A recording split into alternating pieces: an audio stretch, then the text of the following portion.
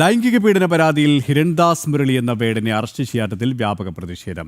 മുഖ്യമന്ത്രിയുടെ കുടക്കീഴിലാണ് വേടൻ കഴിയുന്നതെന്ന് Kesari മുഖ്യപത്രാധിപർ doctor NR. മധു പറഞ്ഞു.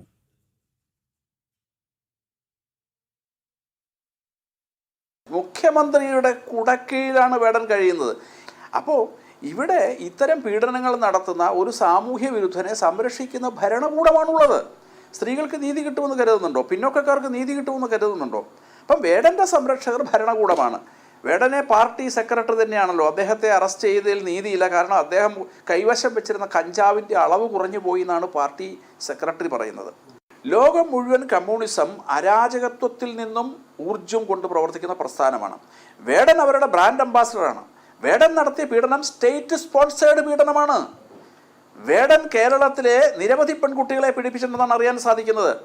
അത് നിലവിലത്തെ സാഹചര്യത്തിൽ ഞാൻ പറയുന്നു, അത് സ്റ്റേറ്റ് സ്പോൺസേർഡ് പീഡനമാണ്. അതുകൊണ്ട് സാമൂഹ്യ അരാജകത്വം പ്രചരിപ്പിക്കുക എന്നത് കമ്മ്യൂണിസ്റ്റ് പാർട്ടിയുടെ മുഖമുദ്രയാണ്. അവർ വേടനെ പോലെയുള്ളവരെ ബ്രാൻഡ് അംബാസഡർ ആക്കിയിരിക്കുന്നത്.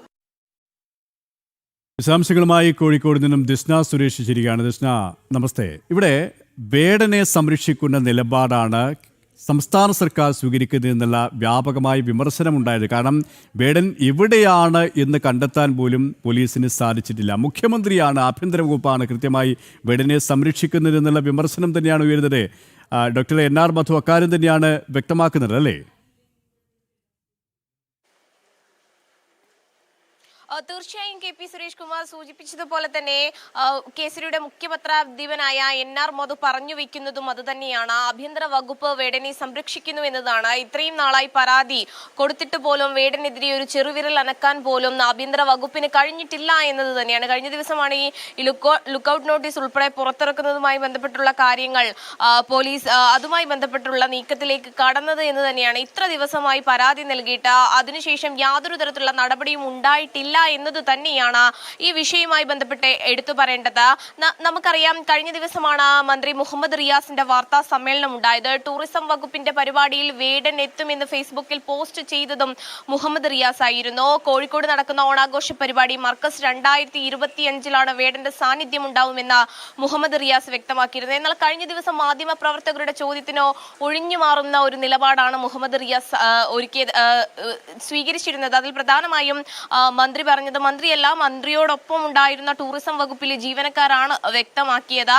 വേടന്റെ പരിപാടികൾ, ഈ ഓണാഘോഷ പരിപാടികളിൽ നിന്നും വേടന്റെ പരിപാടികൾ ഒഴിവാക്കി എന്ന് പറഞ്ഞ് തടി തപ്പാനുള്ള ഒരു ശ്രമത്തിലേക്കൊക്കെ തന്നെയും മന്ത്രി മുഹമ്മദ് റിയാസ് പോയതും നമ്മൾ കണ്ടതാണ്. അപ്പോൾ സർക്കാരിനെ മൊത്തത്തിൽ പ്രതിരോധത്തിലാക്കിയ ഒരു വിഷയം തന്നെയാണിത്. വേടന് സ്തുതി പാടുന്നതൊക്കെ തന്നെയും നമ്മൾ കണ്ടിരുന്നു.